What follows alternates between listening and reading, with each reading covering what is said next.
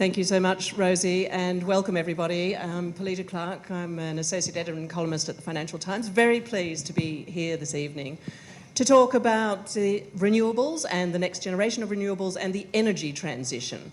Actually, I was just in the Conduit Club only a couple of weeks ago for a bit of history with the energy transition because Ben had organised a very cheering dinner to celebrate the fact that the wind industry had finally passed the 1 terawatt mark of installed global capacity, which is quite something. But actually the solar industry passed that same mark a year earlier, and we've seen extraordinary growth, obviously, in renewables in recent times. We're at a stage now, as I'm sure most of you in this room know, where investment in solar is potentially, or actually probably still has, already has now outstripped that of oil for the first time this year. We're seeing $1 of investment go into fossil fuels for roughly 5 into renewables. 5 years ago, it was about 1 to 1. So we're seeing this extraordinary growth in renewables, but we still have a problem, as you all know, in as much as fossil fuels are contributing around 80% of our global energy mix, and that's unlikely to change on current trajectories. So we're here tonight to look at what we can do to speed up the energy transition, and we have an excellent panel here to do that. To my right, Juliet Davenport, who's the founding chief executive and founder of Good Energy, which is a pioneering UK green power supplier, and Juliet also is now on boards of several very interesting green energy companies around the UK. Rhea Hamilton's a managing director at General Atlantic, the private equity group, where she's a member of the team of the $3.5 billion BeyondNetZero Climate Sustainability Fund. Ben Backwell is the chief executive of GWEC, the Global Wind Energy Council. And Hussein Almir is the director of global offshore wind for Masdar, the UAE's very large renewable energy company, and also head of operations here in the UK. So I want to just ask, first of all, Juliet, why is the energy transition going so slowly? So it's quite a big question, that. We discussed it earlier, but I mean, I think there are various parts to it. So first of all, looking at global trends, we've come out of COVID. We then went into the energy crisis. And what you've seen sort of worldwide, so the recent stats that I see that came out on Monday show that coal use particularly has jumped up. And that last year was really what has pushed an increase in global CO2 emissions. In terms of renewables are growing at a pace. They're the fastest growing single area of the energy market. But they're kind of keeping up, if that makes sense. So that we're still seeing an increase in demand worldwide, driven in part by the US, China, India, and the Pacific Asian countries. Europe has actually dropped its demand quite significantly and looks like it's done a big transition into power and renewables. But I think really what we're seeing now is we've seen a lot of renewables come through. We've seen this growth push through. There are now beginning to be non-financial barriers to it. So whether it's connection to grid, or whether it's spatial planning, or whether it's access to sort of markets that have decent regulations in place, these are all the issues, the difficult issues, that then prevent finance flowing into them. Well, on that question of finance, Rhea, from where you sit, what do you see as being the main obstacle to a faster transition? Yeah, and we actually didn't practice this in advance, but it was a very good setup, so appreciate that, Juliet. Because I sort of look at sort of 3 obstacles, and everyone talks about, financing, infrastructure, how do we get that? I think there's a lot of finance available in the markets today. The second area we all complain about is the regulatory government. Can they do more? That's happening. We're seeing changes. Can it go faster? Yes. But I think the point that we're addressing here is the technology. And many people say, yeah, but we don't have the technology. Really, we've got this grid issue of how, when we think about the amount of renewable energy that's going onto the grid, how do we think about optimizing that? How do we actually think about, curtailing, storing it? How do we essentially build a brand new grid system off of all the renewable energy coming onto the grid? And where we're focused is really about building technology that exists today and scaling it. And that's where I think we've had issues in the past and where we're trying to get behind the scaling piece. statistically, they say something like 80% of the technology exists today that will help solve and get us to the net zero at 2050. That means that we need to put a lot of resources around the technology. Yes, we still need to look for new technology, but how do we get around the technology that exists today, put a significant amount of growth capital into that, and scale these solutions so we can start solving some of these issues as more and more renewable energy starts coming onto the grid. And that's really where we're spending a lot of time of our focus. And Ben, you know, we have seen this extraordinary growth in wind offshore and onshore around the world in recent years, but obviously it does need to go faster. What's the main obstacle? So thank you. Good evening, everyone. So we need to go probably about 3 to 4 times faster than we are at the moment to get to the net zero kind of scenario. So, I mean, the IEA in its net zero by 2050 scenario would have wind at something like 390 gigawatts per year by the end of this decade. And then the IRENA scenario is very, very similar, actually. So we're talking about kind of 3 to 4x in terms of annual installations. And we're already growing pretty fast. I mean, we just reached a terawatt. We'll probably reach the next terawatt within 6 to 7 years.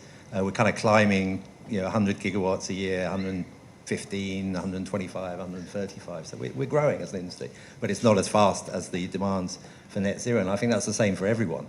So in terms of what's stopping us, in many places, I think as other panelists have said, there's plenty of money, but there's not enough projects, there's not enough bankable projects. There's not a place for all the money to go in some jurisdictions.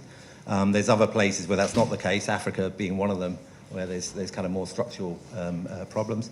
Governments everywhere, I think, are not necessarily doing what's needed for energy transition. I mean, often policy is set by Treasury departments, for instance, who are just trying to push prices down rather than look at actually getting bigger volumes onto the market, and we're seeing that a lot. I mean, the European industry for wind has been losing money for the last 4 or 5 years, at least in terms of the supply chain. Which is really perverse in a time when we're going into an energy transition. We need huge industrial capacity. And then I think there's just a kind of fog of war effect where many countries now have really huge targets, which is great news. And it's amazing. It's almost kind of everyone's on the same page in where we want to go. But actually getting it done through governments and through planning and permitting and working out proper offtake systems, all that stuff is really, really difficult. And I think we're very hopeful at the moment, especially because of what's happened in the US. We think that's going to lead to a kind of a race to the top, we hope. But there's definitely a kind of long grass to go through in terms of sorting all this stuff out and sorting grid out and sorting permitting out. So we're kind of hopeful, but something decisive needs to change to get onto a kind of a faster net zero track. And would you agree with that, Hussein? Is that what it looks like from inside Masdar? Yeah, I think this is a very interesting, actually, question. And when we look at it as from Masdar perspective, we have a 100 gigawatt kind of target and 1 million ton of green hydrogen production by 2030. So in terms of the interest from an investor, it's there. From a demand as well, is there. But also what we are lacking, really, the ecosystem. So, for example, if you look at the regulatory framework, and as you rightly said, Ben, there are a number of countries really that lack really appropriate regulatory framework that incentivize investor, developer, and renewable energy to come and invest in those kind of countries. But also we are missing right now is the supply chain. I think if we want to coup actually the investment in offshore wind, we need maybe to double or even triple the supply chain kind of capacity, which right now is going to act as an obstacle not only for offshore wind, it's going to also for other, let's say, technology, including the solar. I think the third element is going to be the infrastructure that we need actually to deploy those kind of technology in terms of port investment, in terms of the grid. It's going to also act as a serious bottleneck actually for any kind of investment wherever we go across the world. Yeah.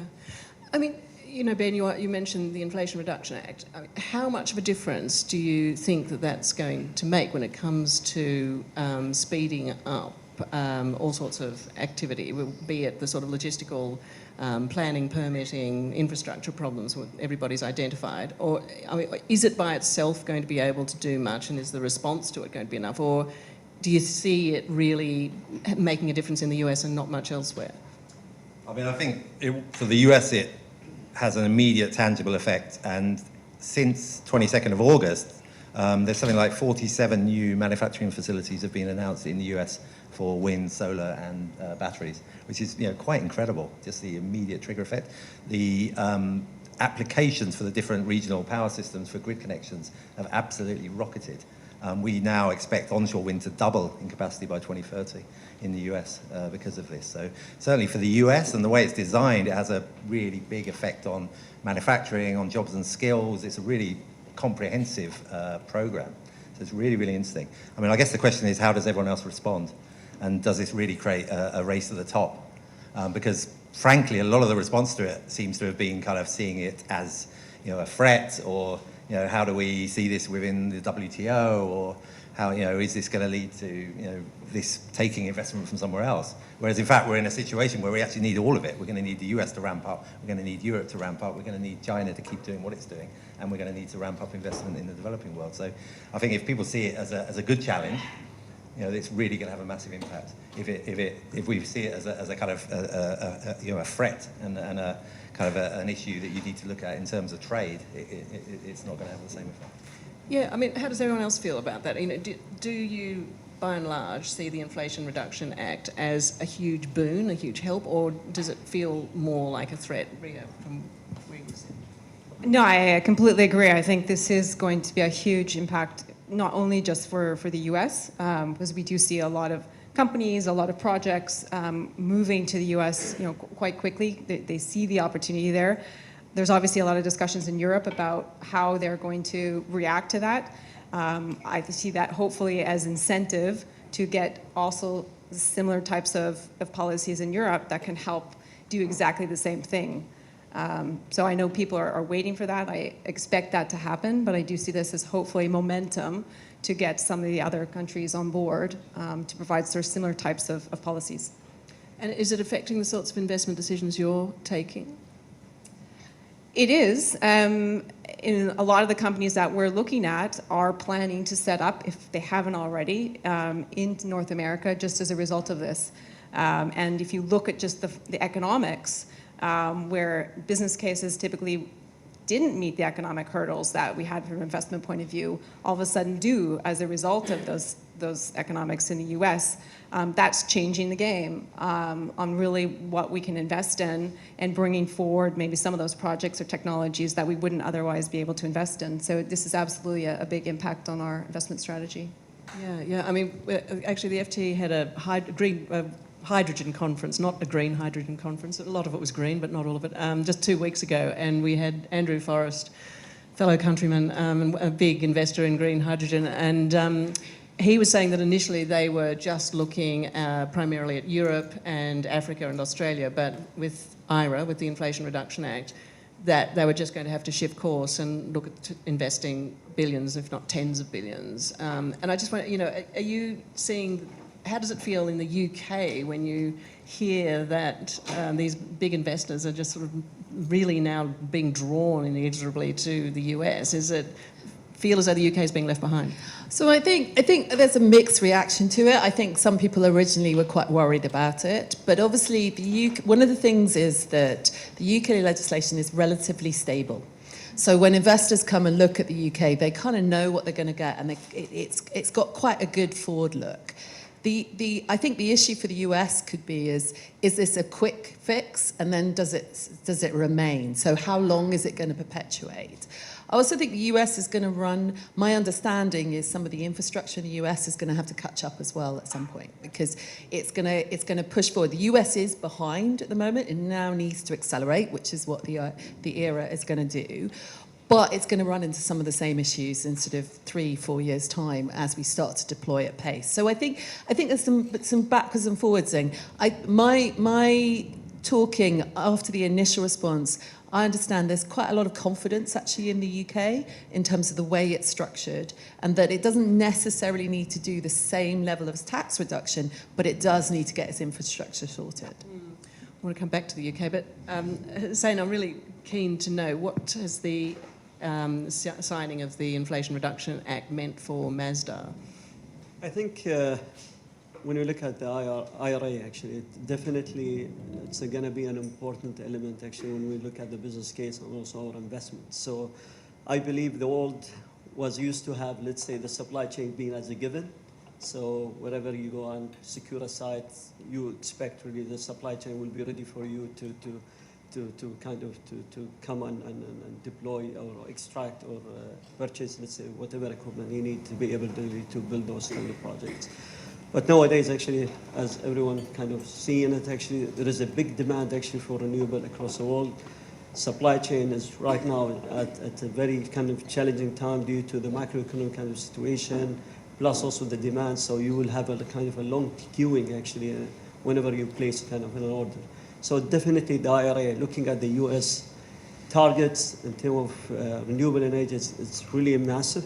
So definitely it needs to create its own ecosystem. And I think it's definitely going to help the US really to catch up actually along, let's say, what other countries are doing, specifically in Europe, when it comes to the renewable energy. So we look at it, when we do our investment specifically in the US, definitely this is going to be, let's say, a big plus actually to invest in the US. So are you already looking at making investment decisions there that you might not have been 18 months ago? Already, for example, Mazar in the US, we have around close to 2 gigawatt of projects in the US. We are actively looking at the US market as we look at also other market. But definitely US is one of the key countries when we look at our target of achieving 100 gigawatt and also 1 million ton of green hydrogen production. Yeah. So you've nearly all mentioned supply chain problems. Can we just get some specifics there? I mean, Ben, what is a specific example in the wind industry of a big supply chain problem? Yes, I think there's two parts of this. One is grid and grid equipment, and that seems to be particularly worrying and acute. And I talk to a lot of grid companies, and I mean they're being quoted 2031 for key pieces of equipment. It seems that most of the capacity to install grid is kind of spoken for until 2030 now. Which globally. Countries? I mean, just globally, there's going to be a shortage of heavy equipment, and particularly, and I think in a way we need to come on to China as well a little bit and look at this. But then there's also copper, which looks like it's going to be could be quite a constraint as well.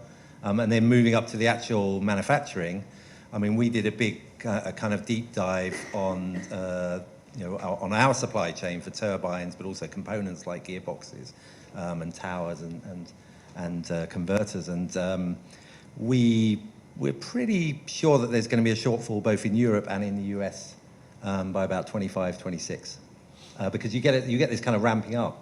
And in the past, what you've had is kind of patchy development where you get some offshore wind in Europe, and then there's some in Asia, and it moves around Europe. But what we're going to see by 2025 is that everybody's going to be building all at the same time. So you'll have the US building in earnest, you'll have Japan building, you'll have Korea building, Well, you'll have Europe building. Something as basic as a tower, which I don't, speaking from a position of almost complete ignorance, but it doesn't seem as though it would be that complicated to make a wind turbine tower.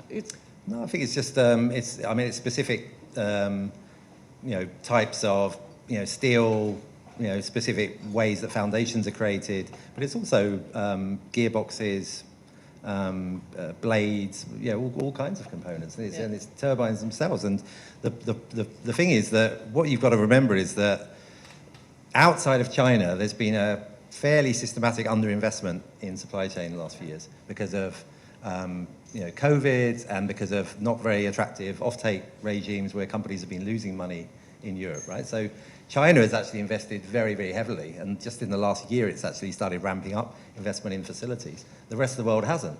Now you're going to see the US kind of catching up, and like I said, there's already been a whole bunch of new facilities have been announced in the US. And in Europe, over the last year, I think we've only had one new factory announcement. So there's going to be a shortfall unless we very quickly start incentivizing investment in industrial production. And I mean, I just want to throw something else in the mix without talking about it too much. We're also seeing wholesale policy intents to try and reshore away from China. So can you do all of that at the same time? Reshore to Europe and America and ramp up the supply chain by an order of kind of 3 times bigger. And that's, I think, where the pinch is going to come. Yeah. Juliet, did you want to? And I think there's a few. I mean, my understanding. So I went up to the offshore wind catapult recently in the UK, which is brilliant. If you ever get a chance to go and look at a blade being tested, because it is the coolest thing I've ever seen. But my understanding also is that we've got a size issue. So at the moment we haven't locked. We keep increasing the size of the turbines because there are these competitive tenders that are coming out. We're trying to put more megawatts per sort of area on the ground. And so we haven't actually investing in new facilities is quite hard until you know how long the blade's going to be. I mean, one of the biggest issues they've got at the blade testing area is the blade now goes out the end of the building. So you can't test the new blades at this building. They're going to have to extend the building length so they can test the blades. So this is one of the other challenges, is at what time do we stop making the turbines any bigger and actually get some scale back into our supply chain? I mean, yeah, I think that's a very good point. And, you know, we've seen this kind of arms race where we just have to keep going bigger and bigger to have kind of marginal increases in the kind of efficiency of the energy production side of things. But then we never industrialize the supply chain because we don't get to this kind of massive serial production. And it's about units, right? It's not just about bigger turbines. It's about how many units you're producing. That's the lesson of, you know, Ford Motor Company and the Model T, right? Is you need lots of units to kind of standardize and kind of not have, you know, any kind of you know, issues and do it on this kind of huge scale, right? So, I mean, I totally agree. I mean, I think continually going to new designs when we haven't finished, you know, amortizing investment in the old designs doesn't make a lot of sense. But that's the way that the tender system has kind of pushed people to go. And actually, incidentally, even within the IRA, there's still a bit of that, of kind of incentivizing nameplate capacity. So I would say, definitely from my point of view, and obviously I don't run the companies, I run the council, you know, it's time to stop. I mean, I think we should stop where we are and industrialize massively around the world and you know, do this in the most efficient way possible. That's really interesting. But, I mean, how do you actually stop it, though? I mean, you'd have to change the tendering process, I guess, here. Yeah. Or what do you think, Hussein? Is there a simpler way to stop it? I think you touch on, actually, you spot on the important things, actually. So, because, you know, every year and every auction, people are competing for prices, actually. So, as much we are being competitive, actually, in our prices, we need to push it down to the supply chain. So, how we could come up, actually, with a theme or with a format really kind of incentivize everyone across, let's say, the value chain so they could make the profit or the margin that they enable them also to sustain. Because right now, I believe we have seen recently a lot of the supply chain company, the CEO of most of the supply chain companies, specifically in the wind turbine, are not making it very clear. They are not going to kind of accept any kind of low margin. So somebody needs to sacrifice. Yeah, I mean, and that's another, just getting back to the investment side of things, Rhea. I mean, you know, we've seen these incredibly low prices come out of these tenders just in recent times. But since those tenders are finished in a lot of countries, we've had obviously massive inflation, these cost of living and supply chain problems, which are raising questions about how financially feasible some of these projects are going to be. Is that a concern that you're running across in your line of work or not? Maybe less so, as we're less on the infrastructure side. It for sure is a concern as we look at, for example, the components through the supply chain, which is, you know, what we're talking about here. We do a lot of work, not just wind, but solar is a big area. We've focused on really what's happening through the supply chain. Where are we going to see the squeezes in the margins? Is that going to be feasible? And thinking about through that. And we're seeing a lot of you know, deglobalization. So Europe is now bringing a lot of the components that would have been done in Asia or China back to Europe. I think the question is around the margins on if we're going to produce it here versus offshore. Can we get to those similar margins? So I think there's a question there. The other piece that we're looking a lot at is storage, right? If we think about what needs to happen to enable this, once we've got, you know, the wind and solar coming onto the grid, is we do need the storage solution. There we are also looking at the components, where the components are coming from. A lot of the storage is now, we're seeing a significant increase in investment in Europe to increase, whether it's, you know, the batteries themselves, the cells, the different components of the battery itself. And that's really important. And as we bring it to Europe, is it going to be competitive in pricing? I think remains to be seen. I think we need to get the volumes up significantly and see if we can produce it in areas where we get cheap renewable energy, for example, in the Nordics. And maybe the last piece that we're working through here, just from a cost financing side, is in thinking about security of supply, is the minerals themselves. We haven't touched on that, but clearly we are limited on the different types of minerals that we're using, whether it's sort of wind, solar, or storage.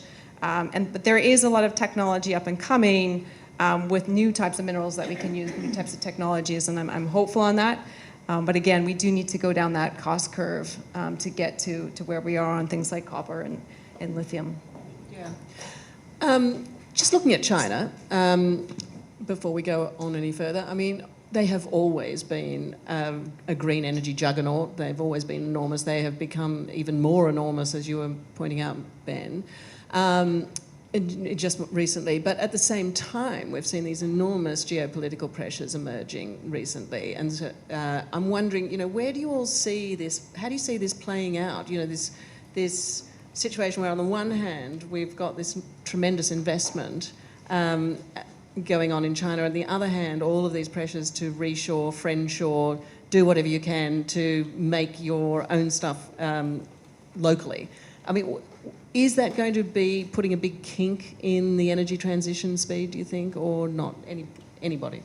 Ben, I'm going to pick on you again. I mean, for me, this isn't an or, this is an and answer here, because if you think of what happened in the solar industry, China obviously owned the whole silicon and the production side of solar, and Europe and US lost out, right? Let's be clear about that. But what did it do? It brought the total cost of ownership down to such a point that we're able to get to the trillions that are being invested today. So it's actually brought us to a very good point. And so, yes, it's going to be very competitive. China is going to continue to drive ahead, but I hope that helps everybody move ahead at the same time.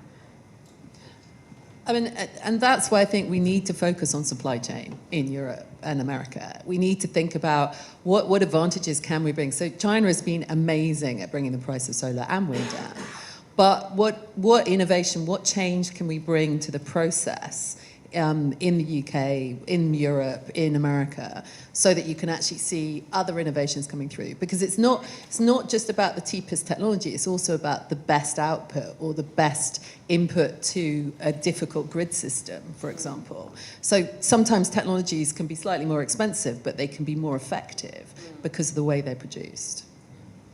I mean, I agree with all of that, but I think it is a worrying situation. The fact that politics is becoming more hostile is definitely, for me, making the energy transition more difficult. It's definitely, I mean, as Rhea said, it's not an or, it's more of an and than an or. In fact, we need China to keep doing what it's doing and to scale up even further and stop doing coal and to make this contribution to global supply chain. We also need industry and jobs all around the world. So I think it's fair enough, and COVID taught us this, that we shouldn't rely on any one country. There does need to be this kind of de-risking, they call it now, rather than decoupling, and a kind of diversification of the supply chain. We're actually seeing companies now moving some of their supply chain from China to Korea and to India as well. So it's not just moving back to Europe, it's also moving to other industrial powerhouses like India. So diversification, definitely. And I think that's, again, the IRA is, I think it's healthy that the US is going to develop its supply chain as well. But, we can't do everything all at once, and we can't do this around trade restrictions and kind of trying to shut people out, because we've already seen in the past, when you get bottlenecks of kind of key equipment and things like that, it can really hold up the transition. I mean, we saw 8 years ago in Germany, I think 7 or 8 years ago, they didn't have substations for offshore wind. I don't know if you remember, Hussein, and it put them back about 2 years while we were waiting for the substations. Imagine that on a much bigger scale with all these huge targets we now have. I mean, it can really derail things. So I think we need a framework where we are incentivizing local industry and production, but not trying to keep other people out, if you see what I mean. And so so then we've got a kind of all the more approach rather than kind of a zero-sum game. So I think it's creating that kind of flexibility in policy where we're incentivizing local skills and development, but we're not trying to limit what we can do, because it will also make things a lot more expensive. And we've seen just since the pandemic. I mean, for 20 years, costs were going down steadily for renewables, and in the last 3 years, they've gone up. We're actually 20% higher than we were before the pandemic. That's the first time that's happened. So it's not inevitable that this will keep getting cheaper, which is another message which I'm continually telling governments and institutions and NGOs. Don't keep saying that renewables is getting cheaper. It's not. There will be some kind of greenflation as everybody moves to try and build all at the same time. Mm-hmm. I want to just change tack slightly and move from around the world to this country, to the UK, because yesterday we saw a very interesting report coming out from the climate watchdog, the Committee on Climate Change, which basically said that the UK was losing its global leadership in climate, and progress on cutting emissions was worryingly slow. And at the same time, we're moving into an election year here, and the Labour Party is making some very big promises about being able to borrow something like £28 billion a year, although they're scaling back exactly how the length of time that's going to be spent over. But anyway, investing billions on the energy transition, on renewables in general, on other forms of low-carbon power, also setting up things like a state-owned energy company, GB Energy, doing a whole raft of things. I wonder, Juliet, when you look at this, does it feel to you as though, a Labour government is really going to shift things along dramatically? Well, it's going to shift more than the status that we have today. I mean, we are not doing anything at the moment. So there are some bits that are moving, but if you just take a quick look across the UK, you've got whole swathes of our local network where you can't connect any renewables, literally. I mean, so there is no development possible pretty much in the southwest of any localized renewable power. So, and so we're kind of talking this whole piece, and it is very focused on offshore wind. We've got some big solar developments coming through, but there are whole parts of the UK that can't access the grid. So unless we're going to have something unlocking that very fast, which is what we need, it's been underinvestment in that for the last 10 years, and it's got and it's still too slow, is the answer. I think in terms of what else could they bring through? We've also seen that we've been sitting around waiting for an electricity market reform. And there's going to be a big debate about what does that look like, what's the marginal cost, what's the marginal power stations, how do we keep the lights on? And for me, one of the biggest issues has always been is that you've got various generators out there who can hold the whole market to a hostage, basically. And so we kind of need to sort through that. So I think, I'm not saying the Labour Party have the answer, because I'm not sure they do yet, but they're at least thinking big, and they are thinking that they're going to make some movement on this, whereas we have no movement whatsoever, really, at the moment. There's some underlying things, some housekeeping that continues to go on, but there's no big move at the moment, and it's just too slow. Just on this point of grid connection, before we move on, but it's just been such a long-running problem, and it's not just a matter of investment. There's also planning, and there is also the very real difficulty of making people feel good about having a big substation box up the back of the paddock. Yes, I know. So how do you get around that? Well, first of all, you need to actually communicate why you're doing it. So you need to look at what that looks like. You also need to, one of the problems with the way the regulation has worked historically is it's like it waits for the industry to come and say, we want to put a wind turbine there, or we want to put a solar panel there. And then they'll say, okay, well, we'll build it to go there. Rather than being slightly more strategic about it, going, we know there's going to be a bunch of offshore wind here. We know there's going to be a good wind resource here. There's a great solar resource here. Why don't we have some strategic discussions about how we build this network, rather than just kind of adding it on? And this has been the backwards and forwards in the industry and the regulator for the past 10, 15 years. And that means that actually, potentially, if you don't have a strategic plan, you have to build more network than if you have a strategic plan. So my view would be actually have a proper strategic plan, get on and build it. You'll build less of it in the long run, but you do need to have the debate. And it was interesting. There are some new turbine design, not turbine designs, sorry, new network grid designs, which do look better. I mean, they're nicer than the old sort of things that look like Daleks. Really? Are they? Yeah, they do look better. So I think this has to be about, and also talking to communities about what's the benefit of having these things close to them.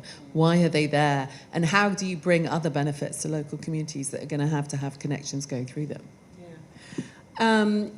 Rhea, when you're looking at from a global perspective, when you look at the UK, I mean, is it surprising to see that it's sort of entered this period of stasis and doesn't seem to be really sort of moving in the direction that people were expecting?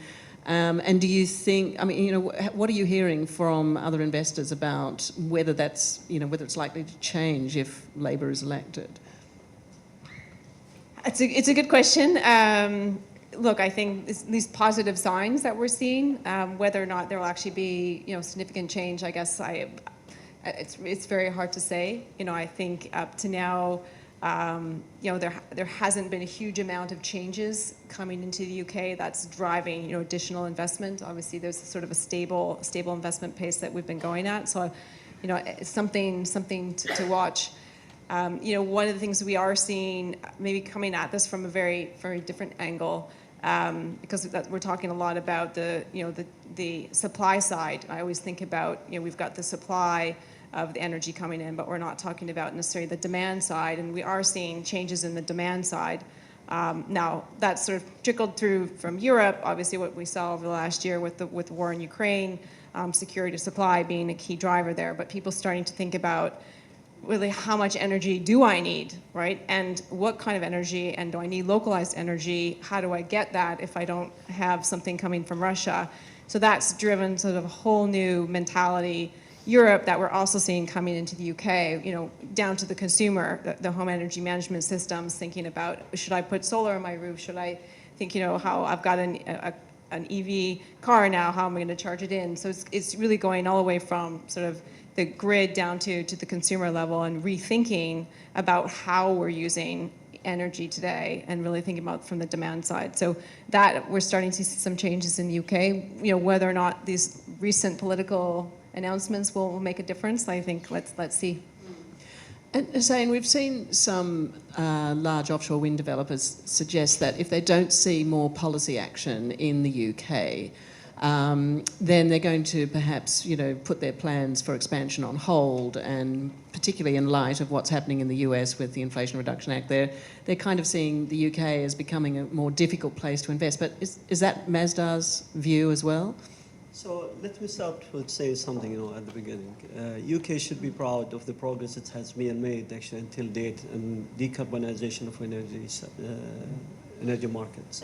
So I believe, you know, if we look at the last 3 decades, the electricity contribution jumped from 2% in 1990 to close to 40% by the end of 2022, and also reached to up to 50 gigawatt by the end of 2022.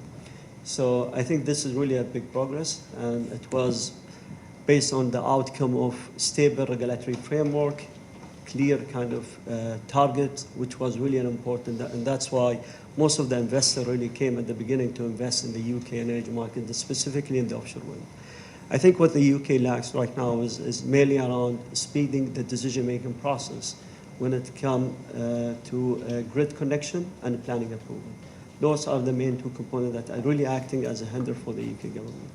I think the recent announcement of developer regarding, let's say, the incentive scheme or the supporting scheme, or even withdrawing their CFD that was awarded, I think this is a common problem across the world.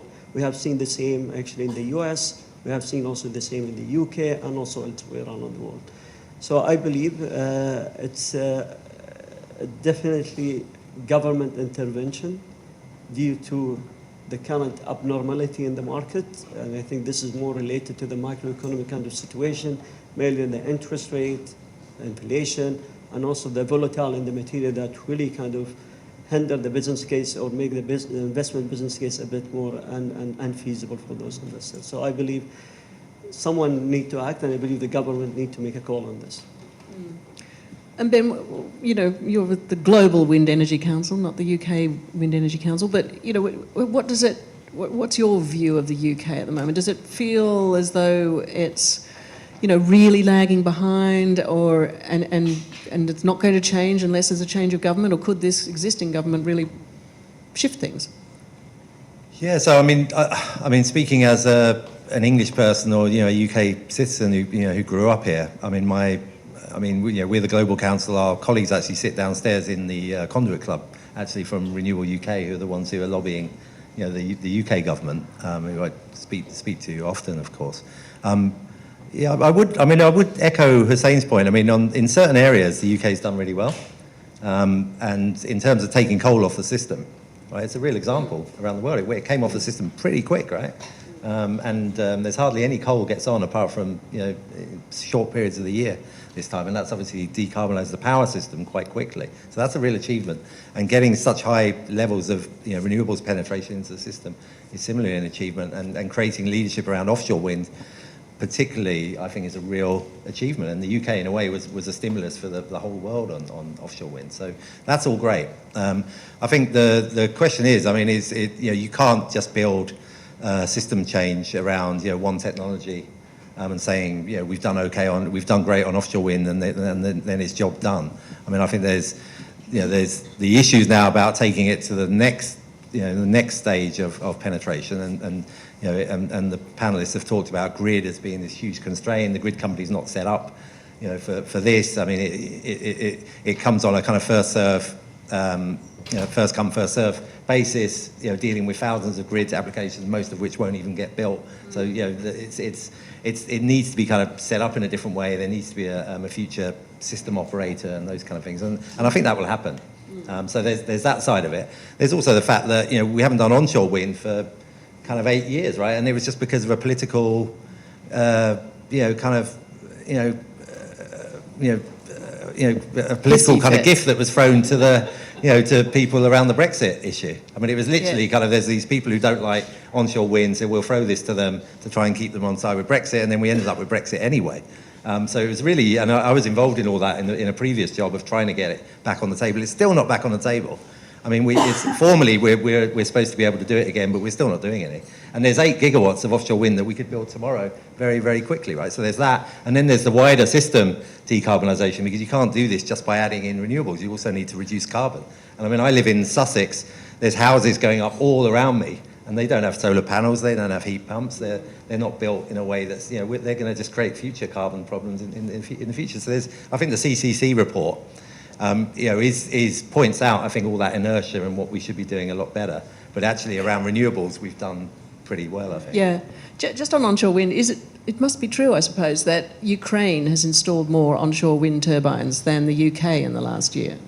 This is true, and it's actually. I know some of the companies and my colleagues in the Ukrainian wind energy, and they're literally putting up turbines in a war zone, and really? they can get it done. Yeah. Where in Ukraine are they doing it? There's quite a lot in southern Ukraine where they're still building, and repairing in the middle of all this. It's quite a remarkable story, actually, and there's we have it sitting in our doorstep, and the technology's there. It's quick, it's cheap, it's easy. And yet we won't do it because of really a minority interest of certain political interests. All right, so now you mentioned the T word there, just before we go to audience questions, technology. None of you have mentioned the need for any new, shiny, exciting forms of technology.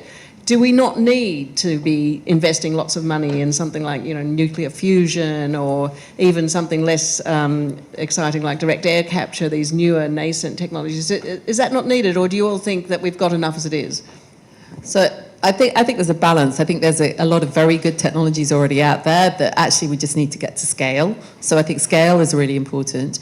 I think actually there's some new shiny technologies, but they're a bit dull, that we actually need, rather than the big kind of high-level things. It's like semiconductors, improvement in semiconductors, improvement in efficiency of charging batteries. There's a lot of sort of software development. There's a lot of microelectronics that's becoming really interesting. There's a lot actually in fans, in air conditioning units, which Anyway, but I think there's actually quite a lot of very small shifts in technology that are actually going to make big differences, but they're not going to be the headlines that I'm afraid politicians like, which is one of the biggest problems that we see is that actually we need all of these coming forwards, and it tends to be investors who pick them up rather than politicians.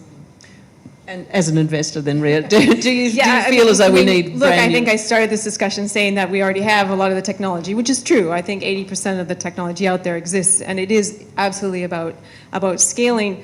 And these are not things that are going to take a significant, change or a significant new material that we need. This is things like, we've invested in a company that looks at efficiency along supply chain.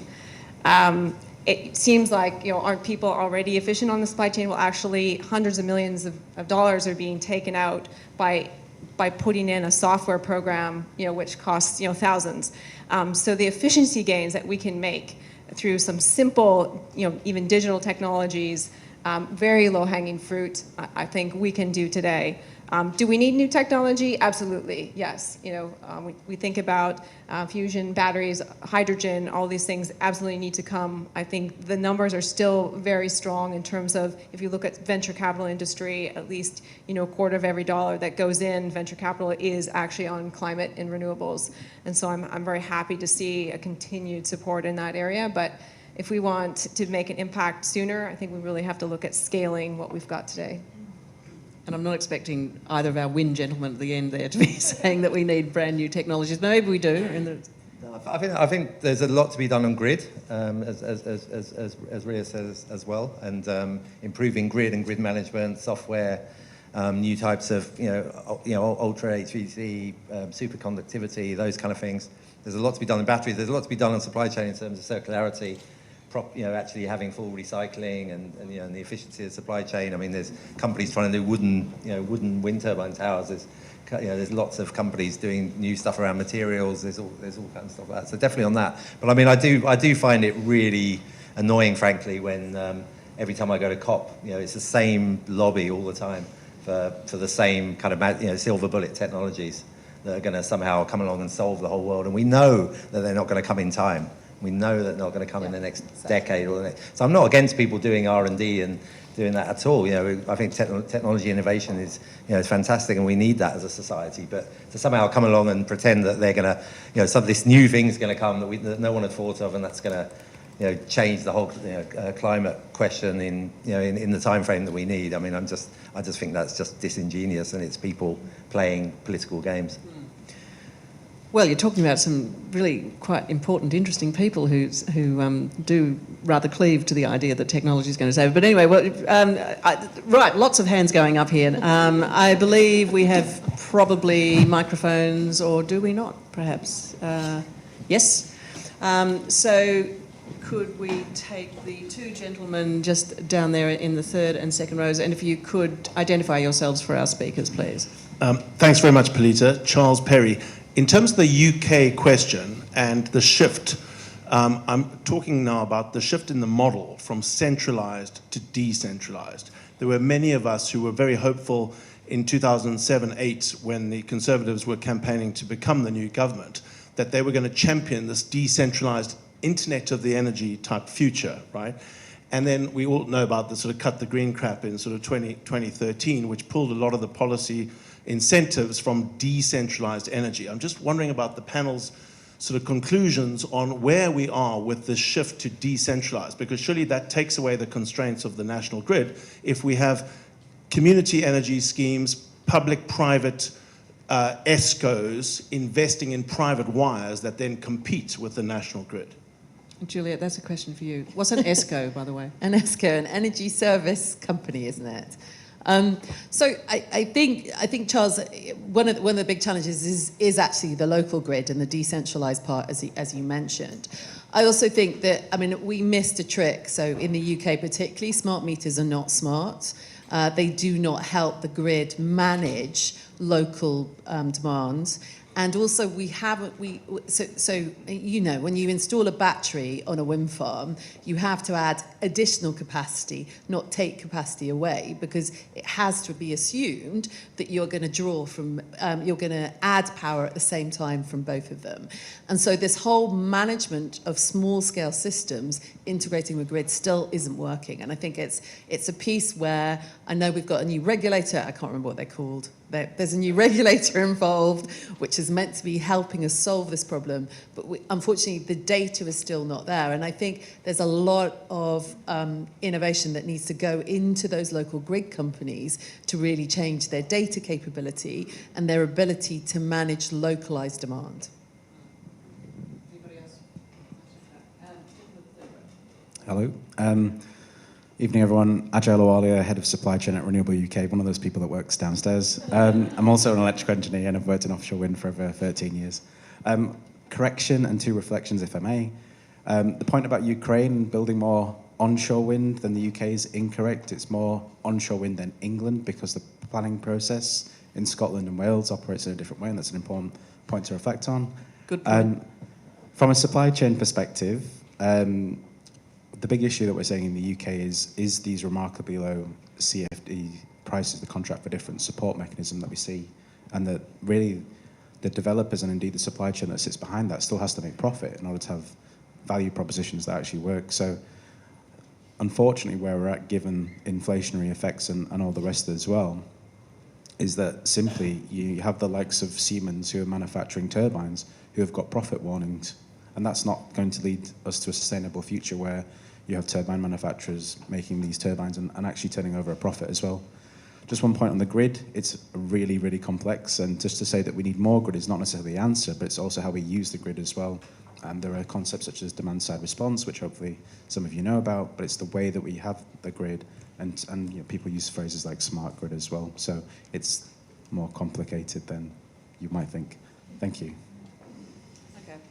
I think that was a very nice statement, right? No questions there, really. I think so. That's but excellent corrections and thoughts. There's a question here from the gentleman in the pink shirt, and here from the lady in the red dress. Hi, I'm Mary Meaves, and I actually am an American who lives here who works for a very large energy company headquartered in the UK. I would have 2 comments on the IRA, which is, to quote your great statesman, you can count on the Americans to do the right thing when they've exhausted all the other possibilities. It was a very long time coming, and I think it will have a knock-on effect. And in terms of the politics, I think you mentioned, because I read both the New York Times and the Wall Street Journal, the beneficiary of the IRA manufacturing have been actually the states that do not support the Democratic administration. So I think that the long-term prospects in the U.S. are very good because it's just creating so many jobs. It's just insane. So I guess my question is, and the other thing that I think probably was noted, it was a very significant that last week Modi from India was hosted at the White House for state dinner, because that is going to be a very strategic country to the U.S. and in terms of supply chain, I think that's part of the reason. But my question to the panelists, because we talked about a lot of how do we accelerate, we didn't talk about a tax on carbon. And I'm really curious if there's any thoughts on that. The company I work for, which is BP, publicly supports that. It's a very controversial topic, but I'd be really interested into what everybody thinks about, because it is something that can be a carrot or a stick, whichever you want to look at it. But I'm just curious. Who would like to answer that?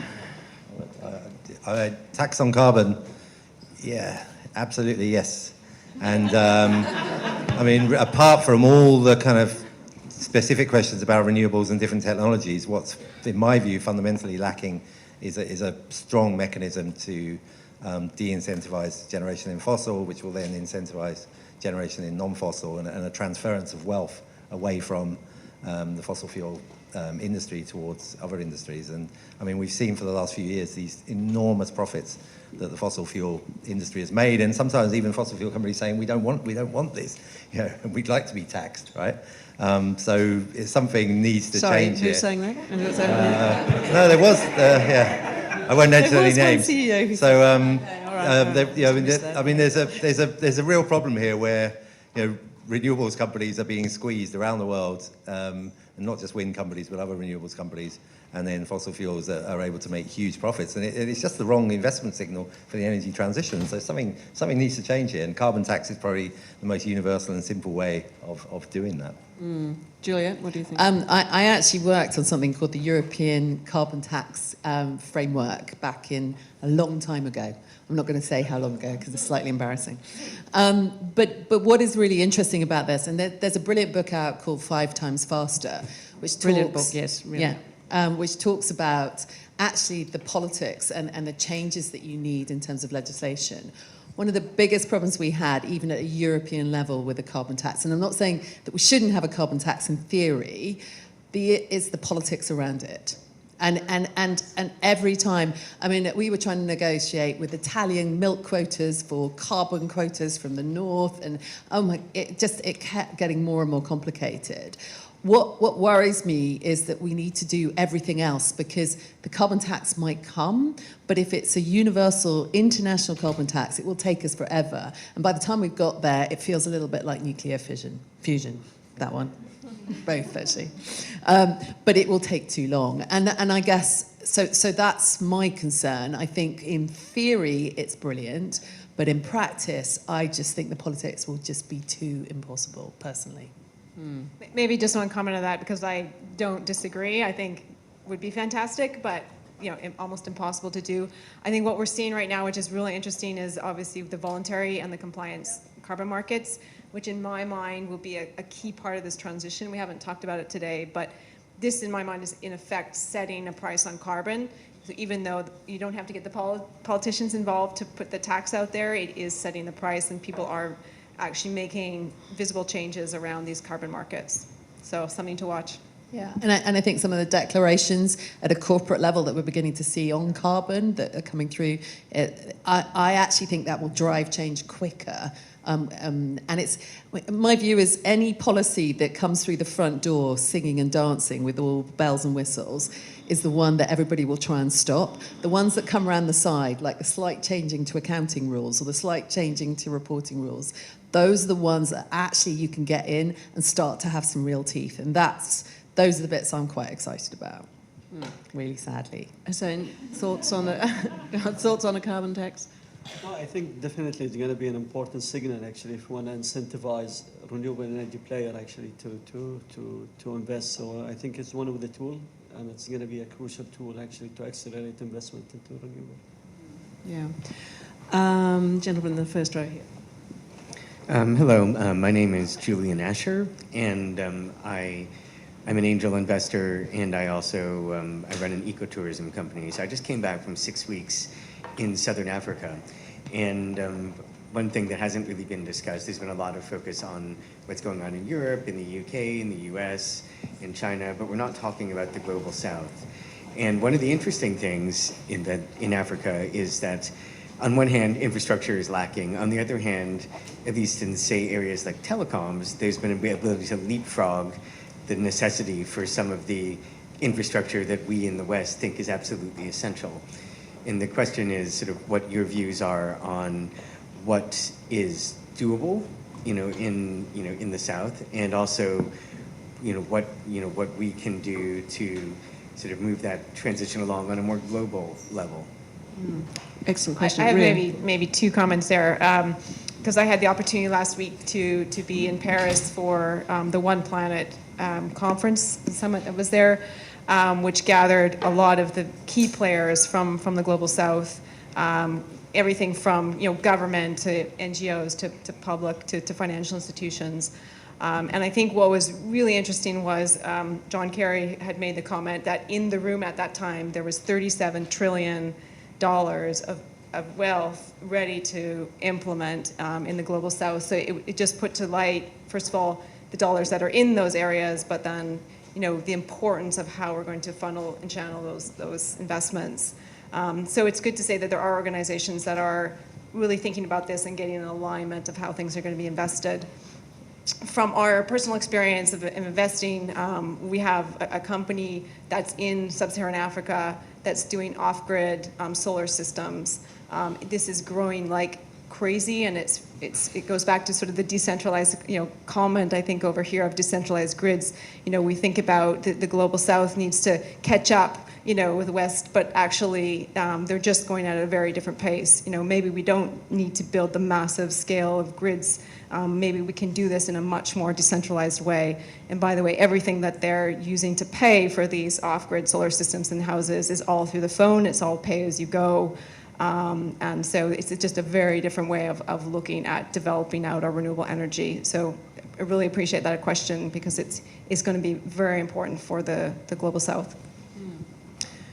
Julia? Yeah, I mean, it's really interesting because obviously the growth in renewables smallest in Africa, basically. So across the African continent, much smaller than globally. One of the things I was thinking about, and this is conferences aside, is that when in 1989, when the wall came down, when the Berlin Wall came down, Europe looked very quickly to Russia, slightly ironically, to start investing in oil and gas pipelines. There was a load of work that was done politically at that point, something called the European Energy Charter, which was put in place, which was all about investment in those countries. And what it did was provide investors with security about their investments and that they make sure that you didn't have nationalisation of assets, etc. My personal view is that we should look at something similar for Africa. We need to work out how countries provide support for investors to go into those countries and not have either assets being stolen or basically the security around those assets that they go in. And we need some focus on that. We saw some of that with some of the JETS programs. So there was a JETS program with South Africa, I think, with the UK. So we need to see more of that work being done at a diplomatic level to support the investment flow.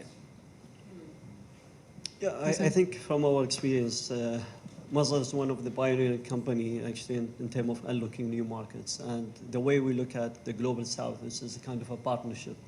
So earlier this year, we announced our largest acquisition actually for the largest developer in South Africa.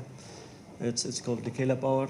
It has a pipeline of existing pipeline of 1 gigawatt and also a pipeline of more than 2.8 gigawatt. Sorry, that's wind, is it? Or wind and solar. wind and solar. Yeah. So we believe it's the Global South will be definitely part of our growth trajectory for Mazar by achieving 100 gigawatt and 1 million ton of green hydrogen. Definitely is going to be part of our story actually for development. And what about outside South Africa? Because that's been the long-standing complaint that you've got this economic powerhouse comparatively down there, but at the rest of the continent, it's quite a different story often. I think even last year, beginning of this year during ADSW, which is Abu Dhabi Sustainability Week, we announced a number of partnerships actually with a number of sub-Sahara countries, as well as we are already investing in Egypt. We have 10 gigawatt, and also we have been also investing in Morocco. So we're looking at the entire, let's say, African continent, which is really a key continent from an investment perspective for Mazar.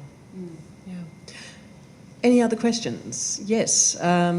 Let's take the gentleman there in the suit and the lady in the red dress behind him.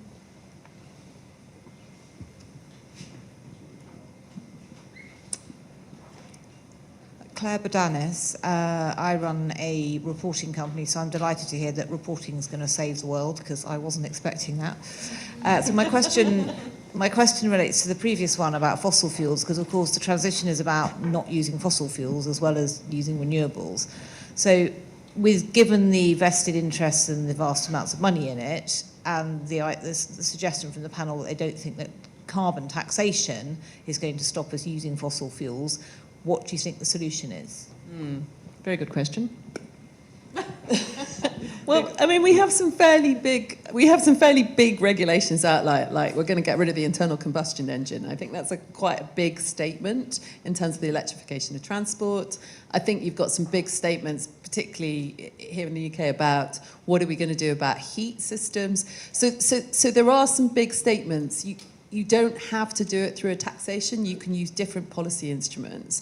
And I think some of the statements we've seen, like there are going to be no new licenses for offshore oil and gas in the North Sea if the Labour Party get in, those are big statements. Now, whether they'll stand by them is another matter. But it's those kind of statements that I think will really move people to the transition. Because what you've got to see is a long-term investment from those companies to move away. And they have to be told that this is not going to happen anymore. And you could do it through a taxation policy. That's possible. But I just think it will be too late. It's not that it wouldn't work. It's just I think it will take a long time to put in place. Ben? Yes, I mean, I think there's two ways that you do this. You either regulate and say you cannot put carbon into the atmosphere in different ways, right? By having air pollution standards or emission standards, which the US states did at different times as well. Or I mean, in the UK we had carbon tax floor tax. You can either say you cannot do this by saying you're not going to have internal combustion engines after a certain time, or you're not going to be able to use certain technologies. Or you use tax and you tax the hell out of it, and probably both actually. And I just want to come back on this carbon tax thing. Yeah, it's true, and we've spent many COPs talking about this, and much hot hair has come and gone. And I kind of agree. A universal carbon tax that everyone agrees on that kind of includes trade and making sure it's all within WTO, that may never happen. But certainly any instrument that's available to governments, please use it. Just go ahead and do it, even if it's piecemeal. Just make it very, very difficult for people to be putting carbon into the atmosphere. Do something about scope-free emissions from oil companies, not just scope 1 and scope 2, right? Because ultimately they're selling oil, which is then going up into the atmosphere in the form of carbon. So, yes, use every taxation measure that's at your disposal. And one thing I think is very important within this whole discussion is that there's a lot of, in a way it's kind of easy just to do more renewables. But I think we know that that's not going to get us there. We need to do a lot more renewables, but we need to stop putting carbon into the atmosphere. It's not somehow that, we just carry on doing what we're doing and then we do some wind and solar and some other stuff, and that gets us there. It does not get us there. And I think one of the issues around COP this year, which is going to be really interesting, is this discussion about the balance between what's about new renewables and ramping up renewables, where I think the discussion's going in a really good direction, but then this issue of in the meantime, what do you do with carbon? And it's the same debate that's playing out. If you look at China and India, it's the same thing, right? I mean, China is well ahead of everyone else in terms of renewables, and I just saw some new figures this morning. They're well ahead of their targets, but then they're also massively ramped up coal the last couple of years as well. So and India's the same. So there has to be a point where that balance kind of changes. It's not just about additional renewables. It's interesting on their coal. They've ramped up own production. Overall, their consumption hasn't gone up that much. It's that they've stopped importing. Yeah, no, I meant on the generation side. There's figures today suggesting they've permitted more coal plants in the last couple of years than in the previous 10 years. Yeah. So that's still happening. But the fact is that their industry, and their demand is so big that they kind of need everything. Everything and all the technologies, but in my view, that's not going to get it. That's not going to get us where it needs to be. Renewables, but also phasing down or phasing out fossil. Right. Let's take that one last question from the gentleman there. Thank you so much, Zubair Janjunia, a social entrepreneur. A point that was made earlier was this nexus of innovation and scalability and implementation, and kind of this optimization game that needs to be played to really make something happen. I guess my question to Rhea and Hussein are when you see innovations that are coming out and potentially have the potential to make a massive change in how we produce energy and how efficient it is, how do we affect policy and incentives to align with that as well, especially knowing that, as you've all mentioned, that the public sector or the government takes a long time to implement those changes.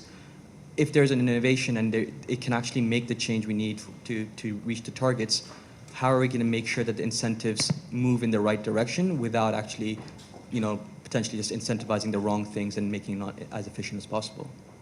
What sort of innovation are you referring to? I guess mainly technological innovation. So within renewable energy, you talked about kind of increasing wingspans. You talked about different small changes or things around microchips. So when these innovations come about, how do we make sure that the incentives don't cause inefficient things to still be produced rather than looking at the new stuff?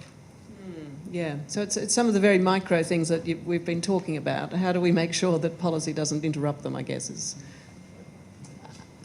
I don't think you know until you develop them whether policy is going to interrupt them. So, I mean, the whole point. So, if you develop something, until you've actually started implementing, you can have a brilliant idea about a new technology. You then take it to market. You find there's one piece of legislation that gets in your way.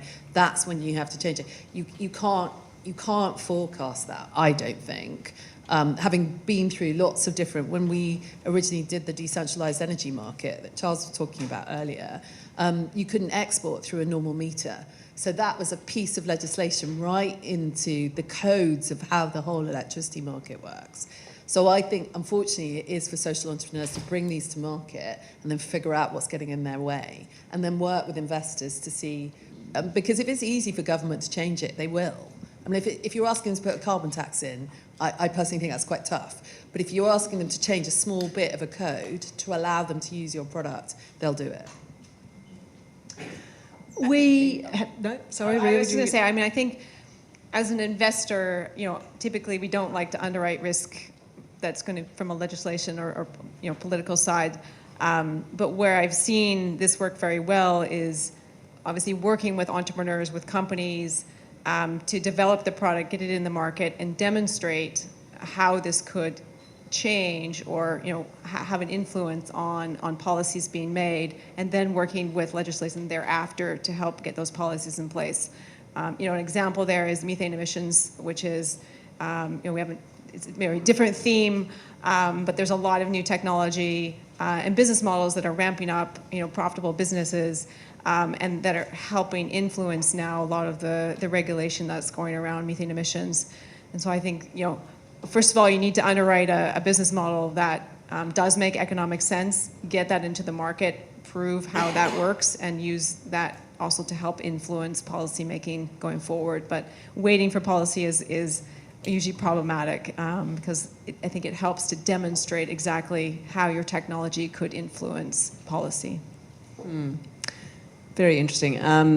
Well, we have now just slightly gone over time, but I can feel there's pent-up demand in the room for some more. But that's always a good way to end these things on, I think. So just like to say thanks so much to our panel for a really interesting discussion that I think, it's hard often to feel very optimistic at the end of these sorts of sessions. And I know that you've discussed a lot of the problems, and I've been prompting you to talk about a lot of the problems, but I guess the only thing I would say is that you can imagine if we were having this discussion 18 months ago, before the Inflation Reduction Act and before the EU response to it, it would be incredibly different, and yet we would still be having these extraordinary temperature records and wildfire records being broken in this horrible El Nino year. So I do feel, though, at the end of it, that there is more to be optimistic about than to be pessimistic about, and you've all been terrific, so thank you very, very much, and please join me in thanking our panel for a great discussion.